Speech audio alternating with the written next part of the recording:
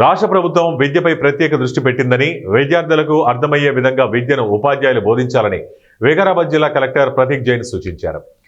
కుల్కచెర్ల మండలంలోని గిరిజన బాలుర ఆశ్రమ పాఠశాల మరియు కేజీబీవీ బాలికల పాఠశాలను కలెక్టర్ ఆకస్మికంగా తనిఖీ చేశారు. ఈ సందర్భంగా కలెక్టర్ తరగతి గదులను, డార్మెంటరీని, వాష్రూములను, వంటగదులను పరిశీలించి బియ్యం నాణ్యతను పరిశీలించారు. తాజా కూరగాయలు వాడాలని, మెనూ ప్రకారం భోజనం పెట్టాలని అధికారులకు సూచించారు.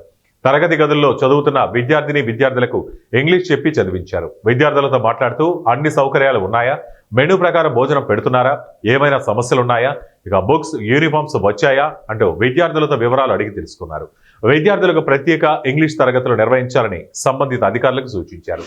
ఉపాధ్యాయులు విద్యార్థులపై ప్రత్యేక శ్రద్ధ చూపించాలని, పిల్లలకు అర్థమయ్యే విధంగా ఉపాధ్యాయులు పాఠాలు బోధించాలని ఆదేశించారు. విద్యార్థులు చదివే మార్గదర్శకంగా తీసుకోవాలని, విద్యార్థులు చదువుకొని ఉన్నత స్థాయిలో ఉంటేనే తల్లిదండ్రులకు సమాజంలో మంచి పేరు, భవిష్యత్తు బాగుంటుందని ఈ సందర్భంగా అన్నారు.